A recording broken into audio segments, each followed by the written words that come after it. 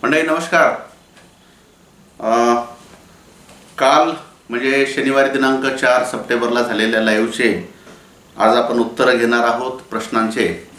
त्यापूर्वी काही गोष्टी जे कॉमन प्रश्न आहेत भरपूर शेतकऱ्यांचे त्याबद्दल मी उत्तर देतो. एकतर हवामानाच्या अंदाजाबद्दल यावेळी डीप डिप्रेशन ज्याला म्हणतात, म्हणजे सिस्टीम पूर्ण मराठवाड्यामधून जात असल्यामुळं उद्या म्हणजे दिनांक 6 आणि परवा म्हणजे दिनांक 7 सप्टेंबरला 6 आणि 7 सप्टेंबरला मराठवाड्यातल्या जवळपास संपूर्ण मराठवाडा आणि त्यालगतचा विदर्भ, नंतर नगर, खान्देश, नाशिक या संपूर्ण भागात 6 आणि 7 तारखेला जोरदार पावसाची शक्यता आहे. जवळपास या पावसामुळे नदी नाले भरतील, छोटे तलाव भरतील, मोठ्या धरणांमध्ये सुद्धा आवक चालू होईल. पूर स्थितीसुद्धा काही ठिकाणी येऊ शकते. आणि या बाजूचा म्हणजे पूर्व विदर्भ असेल किंवा मध्य महाराष्ट्र आहे किंवा वेस्टर्न महाराष्ट्र, पश्चिम महाराष्ट्र, कोकण या ठिकाणी सुद्धा 6-7 तारखेला पाऊस होईल. पण इथे प्रमाण कमी राहील. मुख्य सगळ्यात मोठा पाऊस हा मराठवाड्यात आणि मराठवाड्यालगतचा विदर्भ आणि या खान्देश यामध्ये खूप मोठ्या पावसाची अपेक्षा आहे 6-7 तारखेला. 8, 9, 10, 11 तारखेला पावसाचं प्रमाण कमी होईल, मात्र बंद होणार नाही. आणि तिथे 8, 9, 10, 11ला दुपारनंतरचा पाऊस, वादळी पाऊस पडू शकतो काही ठिकाणी. आज जे प्रश्न आले त्यात सगळ्यात पहिला म्हणजे जास्त शेतकऱ्यांचा जो प्रश्न आहे तो पोळ्यानंतरच्या फवाऱ्यामध्ये याच्यात हे घेऊ का, त्यात ते घेऊ का, किंवा हे घेतलं तर चालेल का. तर मी आपल्याला अनेक पर्याय, तुम्हाला कापसाच्या फवारणीसाठी अनेक पर्याय देतो आणि परिस्थितीनुसार आपण काय घ्यायचं आहे ते आपण ठरवावं. सगळ्यात पहिले पोळ्यानंतरची फवारणी जी आहे ती साधारणतः 5 दिवसामध्ये आपली झाली पाहिजे, जेणेकरून गुलाबी बोंडाई, हेलिओथिस याचे पतंग जे अंडे घालतील त्या पतंगाच्या अंड्यांना नियंत्रित करण्याचा आपलं मुख्य उद्देश आहे. त्यासाठी या फवारणीमध्ये आपल्याला सरेंडर म्हणजे प्रोफेनोफॉस अधिक सायपरमेथ्रिन हे 30 मिली घ्यायचं आहे. जर याच्या आधी लग सारखे एकामागे एक 2-3 फवारे जर सरेंडरचे झाले असेल तर मात्र मग या फवारणीमध्ये आपण सरेंडर न घेता फक्त एकटं प्रोफेनोफॉस जरी घेतलं तरी चालेल, कारण प्रोफेनोफॉस हे अंडीनाशक आहे. सरेंडर जर घेतलं तर थ्रिप्स आणि इतर किडींना सुद्धा कंट्रोल चांगला मिळतो. पण जर एकामागे एक 2-3 फवारे झाले असतील यापूर्वी तर मग आपण प्रोफेनोफॉस घेऊ शकतो. म्हणजे या दोनपैकी कुठलं तरी एक आपल्याला कीटकनाशक घ्यायचंच आहे, सरेंडर 30 मिली किंवा प्रोफेनोफॉस 30 मिली. आता याच्यासोबत आपल्याला 2-3 पर्याय मी देतो.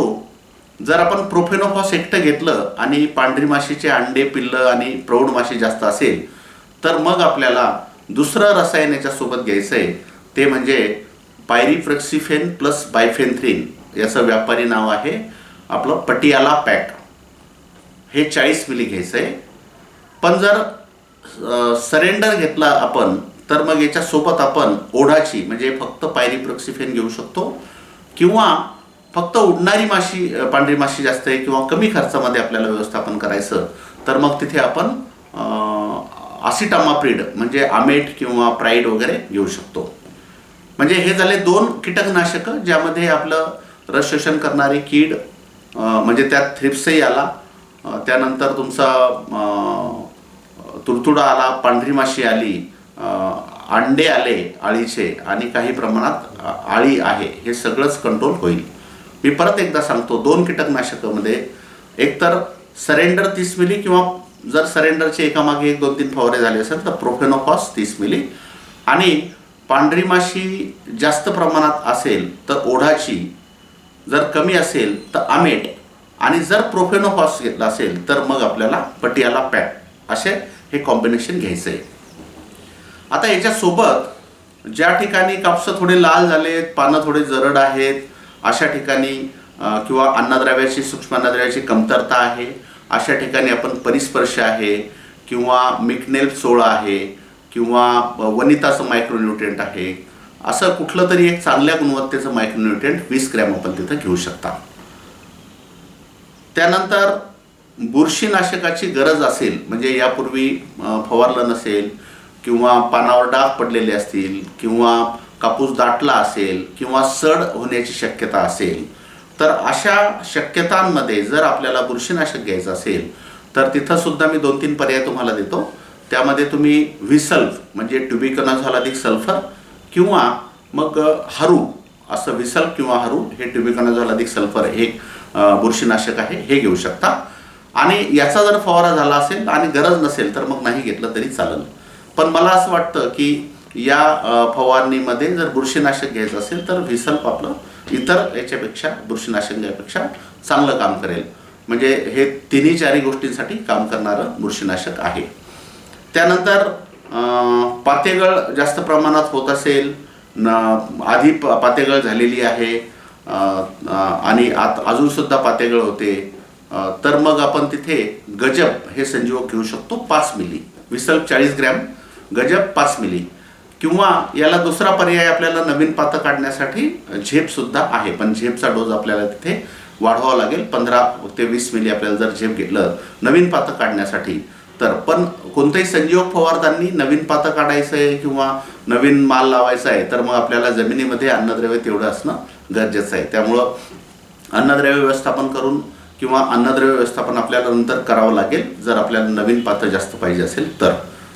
तर हे झालं. त्यानंतर आपल्याला इथे बेस स्टिकर जे आहे म्हणजे नॉन आयोनिक स्टिकर ज्याला म्हणतो आपण, नॉन आयोनिक म्हणजे औषधाला पसरवणे, औषधाला चिटकवणे आणि औषधाला शोषण करणे असं बेस स्टिकर आहे. बूस्टरचं, परिसचं किंवा एक्सेल कंपनीचं शुअर शॉट नावानं आहे किंवा ज्या स्टिकरचा डोस 5 मिली प्रतिपंप आहे असं चांगल्या गुणवत्तेचं स्टिकरसुद्धा, कारण हा पावसाचं वातावरण आहे त्यामुळं आपण ते सुद्धा तिथं घेऊ शकतो. काही शेतकऱ्यांनी विचारलं पायरिप्रेक्सिफेन प्लस डायफेनथेरॉन आपण घेतलं तर चालेल का? तर बघा, हे उत्पादनसुद्धा एक चांगलं उत्पादन आहे, पण याच्यामध्ये जे डायफेनथेरॉन आहे हे फक्त उडणाऱ्या माशीला कंट्रोल करतं. त्यामुळं पायरिप्रेक्सिफेन महत्त्वाचं आहे आपल्याला. त्यामुळं मी याची शिफारस न करता फक्त पायरिप्रेक्सिफेनची केली. आणि उडणारी माशी आपण प्रोफेनोफॉस घेतलं तरी कंट्रोल होणार, आपण सरेंडर घेतलं तरी कंट्रोल होणार, आमेट घेतलं तरी कंट्रोल होणार. त्यामुळं या उत्पादनाला मी फारशी याची शिफारस करत नाही. त्यानंतर काही शेतकऱ्यांनी विचारलं की यामध्ये लिओसिन किंवा चमत्कार, वहाड रोधक हे संजीवक घेता येतील का? तर मी अशा शेतकऱ्यांना विनंती करेल की आपला कापूस जर जास्त वाढत असेल तर आपण साधारणतः 4.5-5 फुटाची हाईट झाल्यानंतर शेंडा जर फुटला तर हे औषधं घ्यायची गरज नाही. आणि हे जर घ्यायचं असेल तर मग आपण इथे व्हिसल्फ कॅन्सल करून बुरशीनाशकामध्ये तिथं मग हेक्झाकोनाझॉल किंवा प्रोपिकोनाझॉल घ्या आणि मग तुम्ही लिओसिन किंवा चमत्कार तिथे घेऊ शकता. तर साधारणतः ह्या सगळे या फवारणीबद्दल कापसाच्या काही शेतकऱ्यांच्या प्रश्न होते. काही शेतकऱ्यांना कापसाची वाढ कमी आहे, मग तिथे संजीवकामध्ये गजब किंवा झेप न घेता त्यांनी टॉपअप घ्यायला हरकत नाही. तर या पद्धतीनं काही शेतकऱ्यांनी विचारलं की परत डायमेथेटचे त्यांना खूप सुंदर रिझल्ट आले होते, आता या फवाऱ्यात घेऊ का? तर नाही. बघा, या फवारणीमध्ये मी जे तुम्हाला पर्याय दिलेत त्यात तुमचा थ्रिप्सही कंट्रोल होईल, पांढरी माशी कंट्रोल होईल आणि जे तुम्हाला दिसतात ते आणि जे दिसत नाही ते सुद्धा कीड नियंत्रण इथे होईल. बऱ्याच शेतकऱ्यांचा प्रश्न आहे किंवा जर पोळ्यानंतर पाऊस आहे तर मग ही फवारणीला उशीर झाला तर चालेल का? तर माझं असं म्हणणं आहे की 5 दिवसात झाला तर फारच उत्तम, म्हणजे फवारा झाला तर फारच चांगलं. आणि जर त्याच्यानंतर झाला तर काही प्रमाणात याचे फायदे कमी होतील, पण तरी हा फॉर्म्युला आपल्याला चांगला फायदा देईल. आता काही शेतकऱ्यांनी खताबद्दल विचारलं आहे किंवा कापसं पिंगट पडले, पिवळे पडले, पाते गळाले आणि मन लागत नाही अशी परिस्थिती आहे. अशा शेतकऱ्यांनी कापसाला खताचा डोस दिल्याशिवाय तिथं सुधारणा होणार नाही. थोडासा हा पावसाचा काळ जाऊ द्या आणि शक्य होईल तेव्हा खत पेरून द्यायचं जर प्रयत्न करा. नाही पेरता आलं तर त्याला जमिनीत झाकण्यासाठी जसं करता येईल त्या पद्धतीने आपण खत देऊ शकता. त्यानंतर थ्रिप्सला कंट्रोल होईल का? कारण थ्रिप्सचं बघा, फुलकिडा जो आहे हा फुलकिडा मी अनेक वेळेस सांगितलं की जेव्हा फुलकिड्याचा प्रादुर्भाव वाढतो तेव्हा तो फुलकिडा पानाला जखमा करतो आणि त्यामुळं पान कडक होते. पानं जरड झाले, पानं कडक झाले, पानं लाल झाले, पानं फाटले, कडक झाले, तर हे सगळे परिणाम जे फुलकिडा जास्त प्रमाणात येऊन गेल्यामुळं हे झालेलं आहे. पण आपण जर आधी फवारणी व्यवस्थित केली असेल तर फुलकिडा आपला नियंत्रित झाला असेल हे खराब झालेले पानं काही ताबडतोब दुरुस्त होणार नाही, याची चिंता आपण फारशी करू नये. नवीन पानं जे आहेत आपल्याला ते नवीन शेंडा चांगला यावा, नवीन पानं चांगले यावेत, म्हणजेच आपलं कीड नियंत्रण चांगलं झालं आहे याचं आपण असं समजू शकतो. त्यानंतर पाण्याबद्दल किंवा फवारणीबद्दल काही शेतकऱ्यांचे प्रश्न आहेत. तर पाणी हे स्वच्छच असावं, गढूळ पाण्यामध्ये कीटकनाशकांचे रिझल्ट येत नाही. तसंच कापूस आता कमरेच्या वरती गेल्यानंतर त्याला नागमोडी फवारा म्हणजे दोन्ही बाजूनं फवारा बसला पाहिजे, तेव्हा कीड नियंत्रण व्यवस्थित होईल.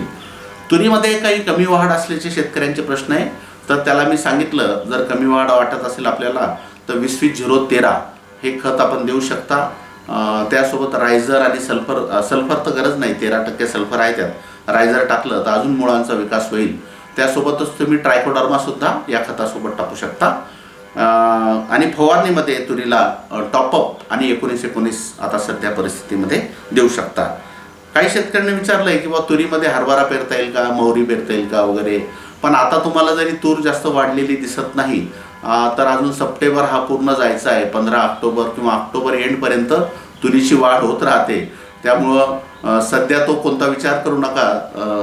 सध्या जरी गॅप दिसत असतील तरी तूर तिथे अंतर भरून काढेल असं मला वाटतं. आता बऱ्याच शेतकऱ्यांचं बारीक निरीक्षण करून त्यांनी सांगितलं की पतंग खूप मोठ्या प्रमाणात शेतात दिसत आहेत. तर ते आळ्यांचे पतंग असू शकतात. त्यामुळे लाईटची व्यवस्था जर असेल तर किमान 6-7 तारखेला तरी आपण आज 5-6-7ला जर लाईट लावला, शेतात लाईट ट्रॅप जर लावला तर पतंगाचं नियंत्रण तिथं होऊ शकतं. त्यानंतर सोयाबीनबद्दल प्रश्न आहे बऱ्याच शेतकऱ्यांचे की आळी कंट्रोल होत नाही. तर याचं कारण मी तुम्हाला कालसुद्धा सांगितलं, याच्या आधीसुद्धा सांगितलं. जी स्पोडोप्टेरा आळी आहे, स्पोडोप्टेरा लिटोरा तिचं नाव आहे, ती दिवसा जमिनीवर राहते किंवा जमिनीत लपून राहते आणि रात्री पानं आणि शेंगा खाते.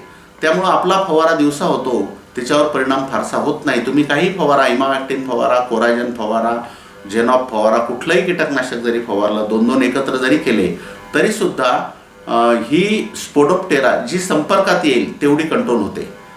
त्यामुळं आपल्याला फवारणी करताना, आता एकतर सोयाबीन मोठे वाढलेत, दाटलेत खूप, त्यामुळं फवारणी करताना जास्त प्रेशरनं आणि खालपर्यंत औषध जाईल अशा पद्धतीनं सोयाबीनला फवारणी करावं लागेल जर ही आळी कंट्रोल करायची असेल तर. दुसरी गोष्ट महत्त्वाची म्हणजे स्पोडोप्टेरा ही संध्याकाळी बाहेर निघून रात्री खाते, नुकसान करते.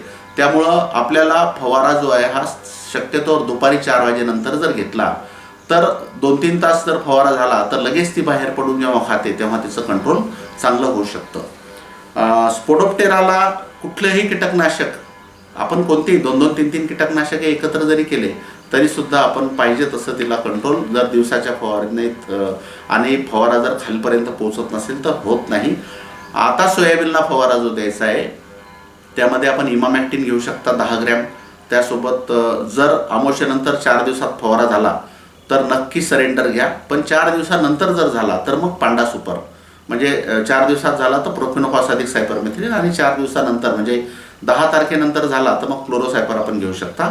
याच्यामध्ये सोयाबीन दाटलं असेल किंवा पानावर शेंगावर डाग पडले असतील तर मग आपण तिथे ट्युबिकोनाझॉल अधिक सल्फर म्हणजे व्हिसल्फ किंवा हारू घेऊ शकता.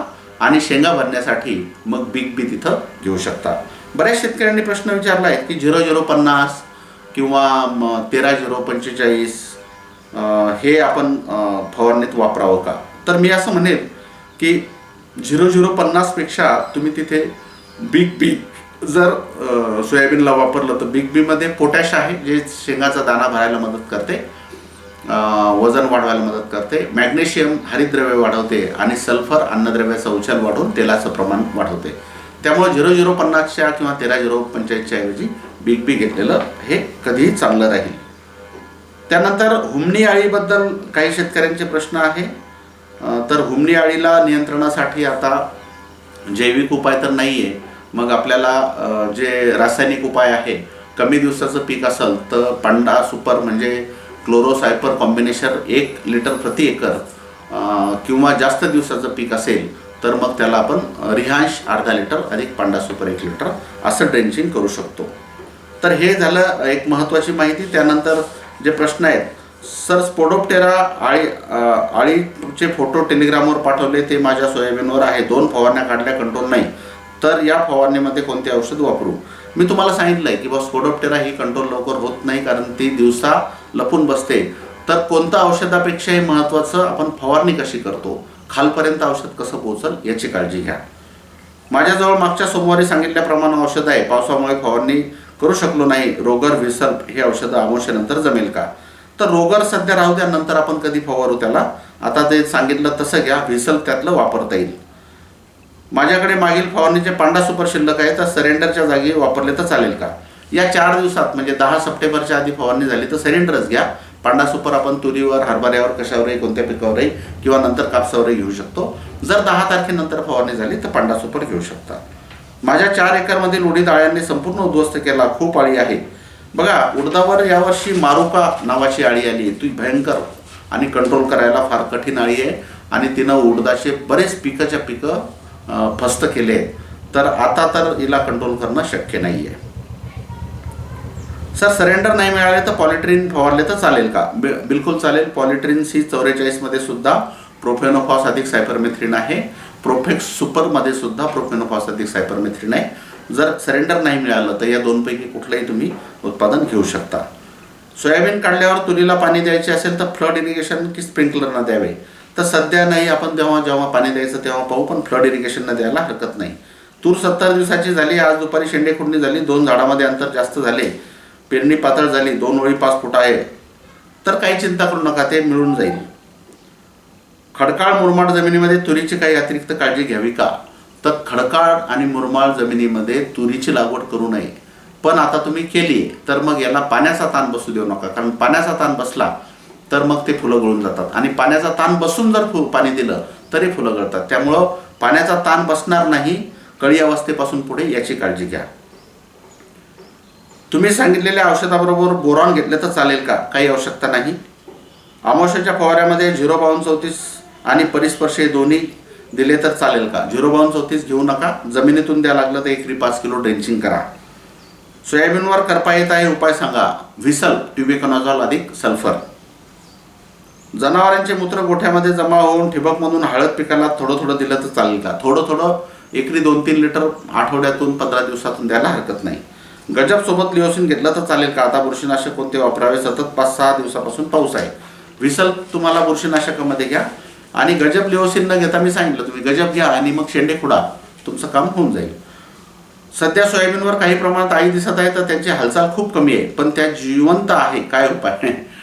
खूप चांगलं आपलं निरीक्षण आहे. त्या हालचाल करत नाही, म्हणजे प्युपेशन म्हणजे कोश अवस्थेमध्ये जाण्याच्या तयारीत आहे. त्यामुळे त्यांची हालचाल कमी झाली आहे, पण ते जिवंत आहे, त्याचे कोश तयार होतील. आता त्याला मारून किंवा कंट्रोल करण्याच्या मागे लागू नका, कारण ती आता इथून पुढे नुकसान नाही करणार. आता काय होईल? पतंग येतील, पतंग परत नवे अंडे घालतील, नंतर नुकसान होईल.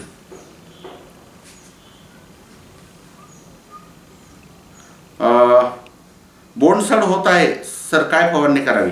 बुरशीनाशकामध्ये बोंडसडीची जास्त जर शक्यता असेल तर कॉपर ऑक्सिक्लोराइड तुम्ही घेऊ शकता.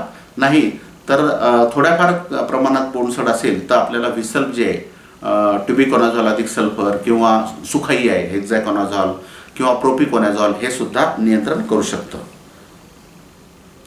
सरेंडरची फवारणी 2-3 वेळा झाली तर आता पुन्हा पण करावी का? पानं थोडे कडक झाले. नाही, 2-3 वेळा जर झाली तर परत करू नका. प्रोफेनोफॉस घ्या एकटा. कपाशीचे पानं लाल झाली आहे, उपाय सांगा. लाल पानं झाले ते थ्रिप्सचा अटॅक असल्यामुळं किंवा अन्नद्रव्याची कमतरतेमुळं. थ्रिप्सचा अटॅक जर तुम्ही कंट्रोल केला असेल तर परिस्पर्शचा वापर करा, त्याचा फायदा होईल. परिस्पर्श व 05234 सोबत चालेल का? नको, परिस्पर्श घ्या. 05234 जमिनीतून द्या. मी दुसऱ्या फवारणीला 3 मिली लिओसिन घेतले होते आणि या अमावस्येला 17 दिवस पूर्ण होत आहे, तरी या अमावस्येला फवारणीचा किती मिली लिओसिन घेऊ? तुम्हाला घ्यायचं असेल तर परत 3 मिली लिओसिन घेऊ शकता. सरेंडर सोबत उलाला चालेल का? चालायला चालतं, पण आपला खर्च वाढेल. त्यामुळं तुम्हाला मी जे सांगितलंय, ओडाची किंवा पटियाला पॅक किंवा आमेट गरजेनुसार ते घ्या. बोंडअळीचे पतंग खूप जास्त प्रमाणात आहे, तर काळजी वाटते. कापूस सुरक्षित कसा राहील? लाईट ट्रॅप लावा 2-3 दिवस आणि हा फवारा शक्य झाला तर हा फवारा करून घ्या. आणि फुलं जी आहेत, जे सुकलेले, बोंडाला लागलेले सुकलेले फुलं आहेत, ते सुद्धा तपासा. त्यात सुद्धा अळी असेल तर नष्ट करा. कपाशीची वाढ झाली पाहिजे. थोडा जास्त आकडावा आहे आणि वाढ खूप कमी आहे, कोणतं औषध घेऊ? वाढ होण्यासाठी तुम्हाला टॉपअप बेस्ट आहे. 19-19 सोबत घ्या.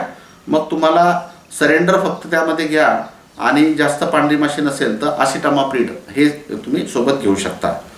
ट्रायकोडर्मा पावडर फॉर्मचे ड्रेंचिंग करताना ते फवारणी डब्यात पाणी टाकून करायचे की डायरेक्ट पावडर टाकायची. तुम्ही पाण्यात टाकून त्याचं लिक्विड म्हणजे विरघळून घ्या, वरती तरंग येईल थोडासा, ते बाजूला फेकून दिलं तरी चालेल आणि त्याची जे पाण्यात विरघळलं त्याची ड्रेंचिंग करा. सोयाबीनला 80 दिवस झाले, पाणी पिवळे पडत आहे, शेंगा निब्बर झाल्या, फवारणीची आता गरज आहे का? बिलकुल नाही. जर पानं पिवळं पडत असतील तर फवारणीचा तुम्हाला फायदा होणार नाही, मग तुम्ही फवारणी करू नका. जिथेही सोयाबीनचे पानं पिवळे झालेत, दाना पूर्ण भरला असेल, तिथे फवारणीची आवश्यकता फारशी नाही आहे.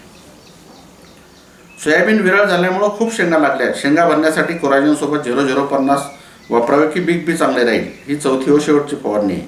बिग बी चांगलं राहील. पोळ्यानंतरच पाऊस आहे सर, फवारणी कशी होईल? तर बघा, 7 तारखेला बहुतांश ठिकाणी पाऊस आहे. 8 तारखेला पावसाचा जोर कमी होतो. 8, 9, 10, 11 हे 4 दिवस आपल्याकडे आहे. याच्यातलं ज्या दिवशी शक्य झालं त्या दिवशी सकाळी लवकर फवारा चालू करा, कारण पडलाही पाऊस तर दुपारनंतर वादळी पाऊस पडू शकतो. तूर 4x8ची आहे, 70 दिवसाचे 2 फोडणी झाले, तिसरी पोळ्यानंतर येते, तर तुरीच्या 8 फुटात काही वाणी लावता येईल का? जवस वगैरे तुमची सगळी तूर दाटून जाईल, काही चिंता करू नका. आता शेंडे खुडा, अजून 2 महिने तूर वाढते, त्यामुळे काही चिंता नाही. कपाशी 60 ते 65 दिवसाची झाली तरी सुद्धा पाहिजे त्याप्रमाणे ब्रँचेस आणि फुलांची संख्या नाही. जमीन सुद्धा भारी आहे, 2 फवारण्या झाल्या, 3 खताचे डोस सुद्धा झालेत, काय करावं? तर तुम्ही एकतर टॉपअप फवारला असेल तर मग आता ढगाळ वातावरणामध्ये ट्रायकंटॅनॉल घ्या 20 मिली, आणि जर टॉपअप नसेल फवारलं तर टॉपअप जर तुम्ही फवारलं तर त्याला ब्रँचेस ह्या चांगल्या निघतील. पावसामुळे सोयाबीन पिकाचे नुकसान होत आहे, शेंगा गळत आहे, काही उपाय सोयाबीनसाठी सुचवा. पावसामुळे शेंगा गळत नाही आहे. बघा, मी काल सुद्धा सांगितलं, ज्या ठिकाणी खोड अळीनं जास्त नुकसान केलं आहे, खोड जास्त प्रमाणात पोखरलं आहे, तिथल्या शेंगा गळतील, काही प्रमाणात शेंगा पोचट राहतील, काही ठिकाणी शेंगा करपतील, काही ठिकाणी शेंगात दाना बारीक राहील.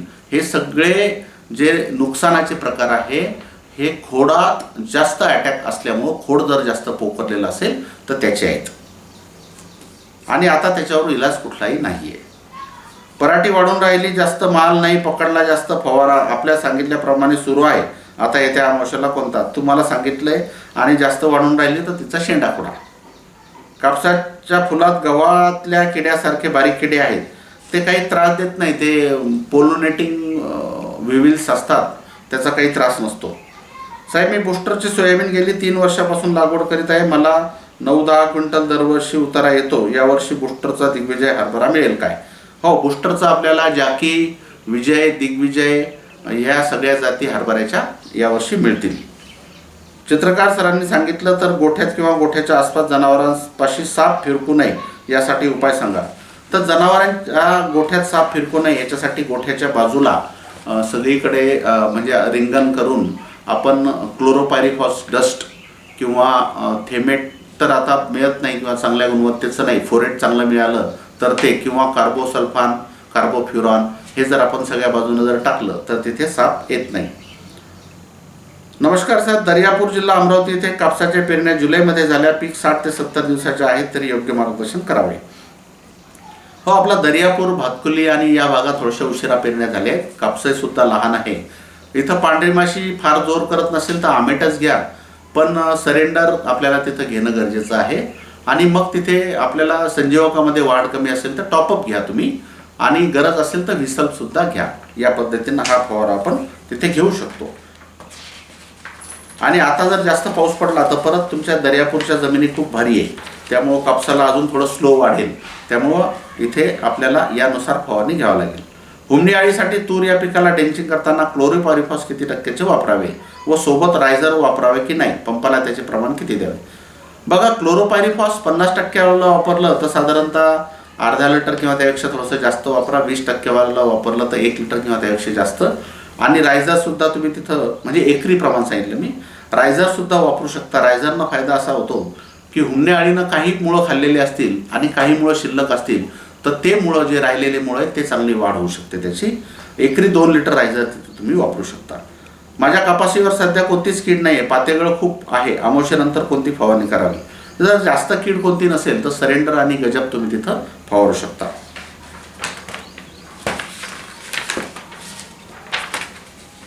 तुरीच्या बाजूच्या दास रिकामे सोडले आहेत, त्यात सततच्या पावसामुळे तण खूप वाढले आहेत, त्यासाठी कोणते तणनाशक फवारावे लागेल?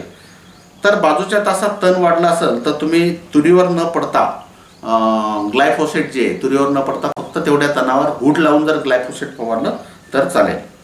कपाशी पूर्णपणे पिवळी पडली आहे, त्यात पातेगळ खूप जास्त झाली, लहान बोंड पण खाली पडत आहे, तर काय उपाय सुचवा? अन्नद्रव्याची कमतरता आहे, तुम्हाला तिथं खताचा डोस द्यावा लागेल. त्यातल्या त्यात 20-20-0-13 एक बॅगला अर्धी बॅग पोटॅशसोबत जर दिली आणि सोबत रायझर वगैरे असं जर दिलं तर त्याचा फायदा आपल्याला होईल. मी 30 तारखेला डिझायर विसल विमान आणि गजब घेतला असून आता पोळा अमावस्या मार्गदर्शन करावे. तर 30ला घेतलंय तर परत आता तुमचा फवारा समजा 6-7ला तर होणारच नाही, 8, 9 किंवा 10ला होईल. तर तुम्हाला परत मी सांगितलंय त्या पद्धतीनं आपण फवारा घेऊ शकता. सोयाबीनवर खूप प्रमाणात अळी आहे पण त्याची हालचाल खूप कमी आहे, त्या जिवंत आहेत. मी तुम्हाला सांगितलंय त्या प्युपेशनमध्ये जात आहेत. सरेंडर रोगर सल्फर स्प्रे कपाशीवर चालतो का? तर रोगर आता परत घेऊ नका, सरेंडर आणि रोगर सोबत घेऊ नका. त्यात तुम्हाला पांढऱ्या माशीसाठी मी जे सांगितलं आहे ओडाची किंवा मेट किंवा पटियाला पॅक याच्यापैकी कुठलं तरी घ्या, त्याचा जास्त फायदा होईल. आपल्याला पांढरी माशीची पिल्लं आणि अंड दिसत नाही, त्यामुळं आपल्याला उडणारी माशी दिसते, ती कमी जरी दिसली पण पिल्लं आणि अंड मोठ्या प्रमाणात कापसावर आहे. त्यामुळे हे पायरिप्रोक्सिफेन जर आपण घेतलं तर आपल्याला न कळत खूप चांगला फायदा ते होईल. पानबसन जमीन आहे, तुरीला 80-90 दिवस झाले, खत दिले तर चालेल का? पानबसनमध्ये खत दिलं तर चालेल. तसं तुरीला आपण 70-75 दिवसाच्या नंतर खताची शिफारस करत नाही, पण तुमची जमीन पानबसन असल्यामुळं 20-20-0-13 किंवा सिंगल सुपर फॉस्फेट जरी दिलं तुम्हाला तर फायदा होईल. कपाशीला पात्या जास्त लागण्यासाठी कोणता फवारा द्यावा आणि अमावस्येनंतरचा फवारा तर मी सांगितलं आहे. पात्या जास्त लागण्यासाठी तुम्ही या अवस्थेमध्ये गजब तुम्हाला संजीवक जे आहे हे जास्त काम करत चांगलं, किंवा पातेगळ जास्त झाली असेल तर झेपचा डोस डबल करून हे सुद्धा काम करू शकतं. तूर शेंडे खुडणीची नवीन अपघात प्रतिबंधक मशीन बनवा. तुमचा खूप चांगला सल्ला आहे आणि त्यावर काम करायला आपण काही लोकांना सांगू. काही शेतकऱ्यांचं आपल्याला हे सुद्धा आलं आहे की आम्ही त्याच्यावर काम करतोय. काही बीटेक शेतकरी आहे, काही कोणी इंजिनियर आहे आणि आपण सुद्धा त्यांना सांगितलं तुम्ही बनवा, तुमच्या मार्फतच आपण आपल्या शेतकऱ्यांना देऊ. परत सीड ट्रीटमेंटचं सुद्धा शेतकरी जर आपल्यापैकी कोणी शेतकरी बनू शकत असतील तर ते सुद्धा सीड ट्रीटमेंट करण्यासाठी सीड ड्रेसिंग ड्रम ज्याला म्हणतात ते सुद्धा कोणी बनवलं तर आम्ही तुमचं ट्रायल घेऊ आणि इतर शेतकऱ्यांना तुमच्याकडून घ्यायला म्हणजे त्यांना शिफारस करू की बुवा हे सीड ड्रेसिंग घरच्या घरी कमी किमतीत स्वस्तात आपल्याला मिळेल. सर, पिकावर बुरशीनाशक नेहमी वापरावे लागते का? बिलकुल नाही, नेहमी वापरण्याची गरज नाही. जेव्हा गरज असेल तेव्हा मी तुम्हाला सांगितलं त्या पद्धतीनं जेव्हा आवश्यकता आहे तेव्हाच घ्यायचं. प्रत्येक वेळेस बुरशीनाशक घेतलंच पाहिजे असं नाही. सरेंडर सोबत पटियाला पॅक घेतलं तर चालते का? चालते, पण सरेंडर सोबत पटियाला पॅक घेताना, कारण सरेंडरमध्ये प्रोफेनोसायपर आहे आणि पटियाला पॅकमध्ये पायरिप्रोक्सिफेन प्लस बायफेन्थ्रिन आहे, तर दोन्ही याच्यात पायरेथ्रॉइड आहे. त्यामुळं मग असं न करता सरेंडरच्या ऐवजी तिथे मग तुम्ही फक्त प्लेन प्रोफेनोफॉस तिथे घेतलं आणि सोबत पटियाला पॅक घेतलं तर चालेल. पातेगळ खूप होत आहे आणि क्वालिटी ठेवण्यास काय करावे? कापूस पिवळा होतं हे बघा, पातेगळ खूप होते आणि क्वालिटी, आणि परत त्याच्या खाली एक प्रश्न आहे, कापसावर जरळपणा आलाय, पर्याय सुचवा. मी अनेक वेळा सांगतो की आपल्याला कापूस पिकवायचा आहे, पराठी नाही. जळतनासाठी पराठी ज्यांना पिकवायची आहे तर त्यांनी कापूस हिरवागार, कवळा, लस आणि मोठा उंच वाढवावा, आणि ज्यांना बोंड पाहिजे त्यांना पराठी पिकवावी. त्यामुळं आता पानं जरळ झाले, कडक झाले, चिरले, ते थ्रिप्स जास्त येऊन गेल्यामुळं झालंय. आता त्याला काहीतरी संजीवक फवारून तुम्ही कवळे कराल, ते जे खराब झाले ते तर होणार नाही, नवीन पानं येतील. तर तुम्ही कीड नियंत्रण व्यवस्थित केलं तरी सुद्धा तुमचे नवीन पानं चांगले येतील. कापूस कवळा केला तुम्ही काय, किती गांद्याच्या पातीसारखा केला तर 90-100 दिवसाला सगळेच कापसं सारखे दिसतात. म्हणजे ज्यानं कवळे करण्याचे औषधं फवारले, फार लसलसीत ठेवला, तोही कापूस तसाच होतो. ज्याचे पानं जरड होते, कडक होते, चिरले होते, तोही सारखा, सगळे कापूस सारखे होतात.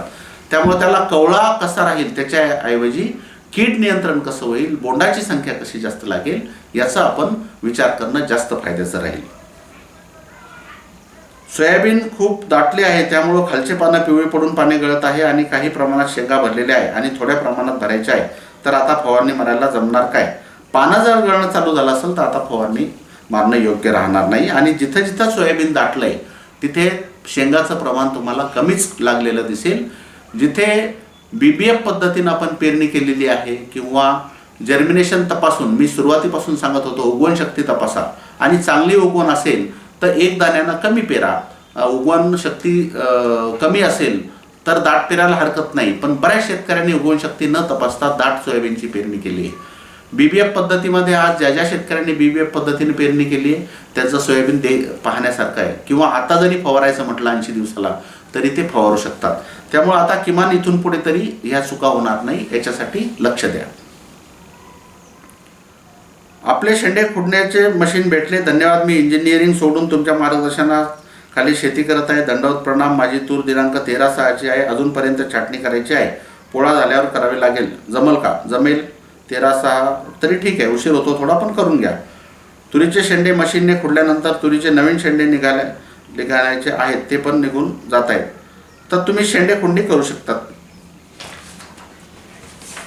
अमावस्यानंतर पावसाचा जोर कायम असला तर फवारणी पुढे किती केली तर चालेल का? हो चालेल. तुम्हाला झाली 11 तारखेपर्यंत तर फारच चांगलं नाही, म्हणजे 7, 8, 9, 10, 11पर्यंत झालं तर फारच उत्तम. नाही झालं तर नंतरही तो फॉर्म्युला आपण वापरू शकतो. पण मी असं म्हणेल की मग आपल्याला औषध घ्यायला घाई करू नका. औषध फक्त तिथे सांगून ठेवा, किंवा एखादं औषध बदलायचं काम पडलं तर आपण त्याच्याबद्दल परत सांगूया. अमावस्यानंतर हे झालं. तूर शेंडा खुडणी यंत्र मी नवीन तयार करत आहे. वजनास हलके, हाताळण्यास सोपे व एकदम सुरक्षित. यंत्राचे वजन 250 ग्रॅम ठेवण्याचा प्रयत्न करत आहे, जेणेकरून हे यंत्र हरभरा सुद्धा कापण्यास कामात येईल.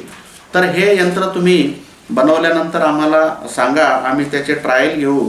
आणि ते जर सेफ असेल, म्हणजे वापरण्यास सुरक्षित असेल, तर आपण शेतकऱ्यांना आम्ही तुमचाच सरळ नाव नंबर देऊ, तुमच्याकडनं शेतकरी घेऊ शकतील. तुरीची वाढ खूपच कमी आहे. 10-26-26 अधिक अमोनियम सल्फेट अधिक रायझरजी आणि सल्फाबूस्ट सोबत पी बूस्ट केलिप दिलं तर चालेल का? बिलकुल चालेल, काहीच अडचण नाही. घरी बनवलेला संजीवक मारला तर चालेल का? लिंबू, अंडी, गूळ. तुम्हाला अनुभव चांगला असेल तर तुम्ही मारू शकता. युरियाऐवजी काय वापरावे? पण तुम्ही कोणतं पीक, कोणती अवस्था ते सांगितलं नाही. युरियाला तसा अमोनियम सल्फेट हा पर्याय आहे, पण कोणत्या पिकात वापरायचं, कधी वापरायचं, काय परिस्थिती आहे ते जर सांगितलं असतं तर जरा अजून सविस्तर सांगता आलं असतं. तूर सोयाबीन मिश्र पीक पेरले आहे. तुरीवर अनेक रंगाच्या खूप आळ्या आहेत, तर फवारणी करावी का? जर खूप आळ्या असतील तर करा. मी तुरीवर अजूनही फवारणी करण्याची फारशी शिफारस केली नाही, कारण थोड्याफार पानं गुंडाळणाऱ्या आळ्या असतील तर फार काही त्याचं सिरियसनेस नाही आहे, त्या तशा कंट्रोल होतात, किंवा गुंडाळी पानं तर फार नुकसान होत नाही. विनाकारण आपली फवारणीची संख्या वाढायला नको. त्याच्यामुळं तुरीला अजूनही फवारणीचं मी शिफारस केली नाही. पण जास्त प्रमाणात आळे असेल तर तुम्ही फवारू शकता. इमामॅक्टिन घेऊ शकता, इमान, आणि सोबत जर गरज पडली तर पांडा सुपरसुद्धा घेऊ शकता. सर, मी बूस्टर 335 हे सोयाबीन लागवड केली आहे. मला इतर 335 व्हरायटीपेक्षा बूस्टरच्या व्हरायटीला भरपूर फांद्या आहेत व शेंगा पण खूप आहेत, याचं कारण काय आहे? आपला खूप चांगला प्रश्न आहे. बघा, बूस्ट 335 तर हे कोणत्याही कंपनीचं पाहिलं तर सारखंच असायला पाहिजे, पण बूस्टर 335ला शेंगाचं प्रमाण जास्त आहे. याचं कारण जी जेनेटिक प्युरिटी आहे, अनुवंशिक शुद्धता जी आहे ती आपण चांगल्यात चांगली ठेवण्याचा प्रयत्न करतो, आणि त्यामुळं तुम्ही जे पाहिलं त्यात अनुवंशिक शुद्धता कमी असेल. बूस्टरच्या सोयाबीनमध्ये अनुवंशिक शुद्धता जास्त असेल, आणि त्यामुळं तिथं शेंगाचं प्रमाण जास्त असेल. सोयाबीनवर खोडकिडा चक्रीभुंगाचा प्रादुर्भाव आहे, उपाय सुचवा. आता उपायाचे सगळे मार्ग बंद झाले, कारण आता जवळपास लवकर पेरणारं सोयाबीन तर मला वाटतं 75-80 दिवसाचं झालं आहे, आणि उशिरा पेरलेले सोयाबीनसुद्धा 70-75 दिवसाचे 65 दिवसात झाले. तर अजूनही समजा एकदम उशिरा पेर असेल तुमची, तर मग तुम्ही तिथे झेनॉप आणि पांडा सुपर हा फवारा घेऊ शकता. झेनॉपमुळं खोडातली आळी असलेली, जे पोखरलं ते नुकसान भरून नाही निघणार, पण आळी जर अजून पोखरत असेल तर त्याला ते नियंत्रित करेल, आळी मरेल. सर, अँड्रॉइड फोनचा कॅमेऱ्याने हाय झूम करून जर पिकाच्या पानावर पाहिले तर जे किडे डोळ्याने दिसत नाही ते कीड पाहता येते. खूप चांगलं निरीक्षण आहे आपलं. आणि बहुतांश शेतकऱ्यांकडे, आपलं यंग जनरेशन जे आहे, युवा शेतकरी आहेत, त्यांच्याकडे अँड्रॉइड फोन असतो, त्यामुळे त्यांनी हा प्रयोग करून पाहायला हरकत नाही. पानाच्या मागे हाय झूम करून आपण पहा, तिथे हे तुम्हाला त्यातल्या त्यात पांढऱ्या माशीचे अंडे आणि पिल्लं, किंवा थ्रिप्सचे पिल्लं आहेत, किंवा माइट्स जे आहे कोळी त्याचे पिल्लं आहेत, छोटा मावा आहे एकदम, तर हे तुम्हाला दिसू शकतो. पराटी पडली याच्यावर उपाय काय करू? आता बघा, पराटी पडल्यानंतर तुम्हाला त्याच्या बुडात दाबावं लागेल. झाड उभं करायचं आणि ज्या बाजूनं झाड पडलं त्या बाजूनं पाय द्यायचा खोडाजवळ, तिथं माती दाबायची, म्हणजे झाड ते उभं राहील. ट्रायकोडर्मामध्ये ह्युमिक ॲसिड फवारता येते का? बिलकुल चालते. तुरीवर कोणती फवारणी घ्यावी? पाणी गुंडाळणारी अळी आहे. जास्त प्रमाण नसेल तर फवारणी टाळा, आणि जर जास्त प्रमाणात पानं गुंडाळणारी असेल, अळी असेल, तर पांडा सुपर 30 मिली घेऊ शकता. सरेंडरच्या ऐवजी प्रोफेक्स सुपर चालू शकते का? चालू शकते, काही अडचण नाही.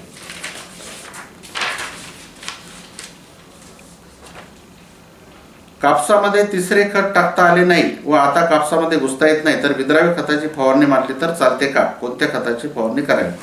बघा, ज्या शेतकऱ्यांची अशी परिस्थिती झाली, कापूस दाटलाय आणि खत देता येत नाही, अशा शेतकऱ्यांना मी एक विनंती करेन की अशा शेतकऱ्यांनी 20-20-013 किंवा 24-24-0, 24-24-08, त्यातल्या त्यात 24-24-08 हे खत जर तुम्हाला मिळालं तर बघा, किंवा 24-24-0 सुद्धा चालू शकेल.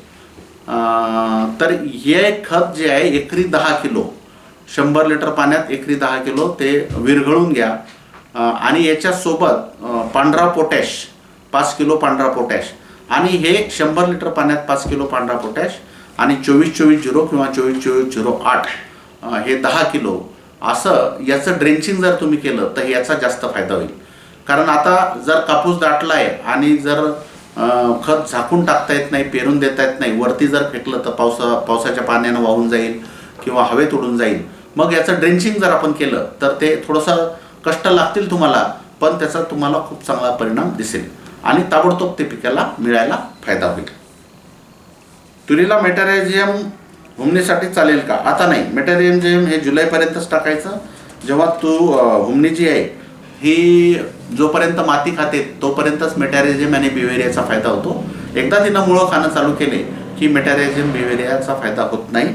मग तुम्हाला तिथे जे कीटकनाशकं आहेत, लवकर मॅच्युअर होणाऱ्या पिकामध्ये पांडा सुपर किंवा क्लोरोपायरिफॉस 1 ते 1.5 लिटर, आणि उशिराचे कालावधीची पिकं, ऊस, हळद, अद्रक वगैरे, केळी वगैरे आहे किंवा फळबाग आहे, तर त्याला रिहांश अर्धा लिटर आणि पांडा सुपर 1 लिटर असं ड्रेंचिंग करावं लागेल.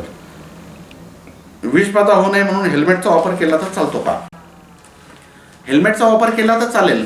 श्वास घ्यायला तुम्हाला त्रास होत नसेल तर आपण करू शकता, पण त्यापेक्षाही मास्क मिळतात बाजारात किंवा कृषी केंद्रावरही मिळतील, ते मास्क लावू शकता, किंवा पूर्ण चेहऱ्याला एक शील्ड मिळते ते लावू शकता.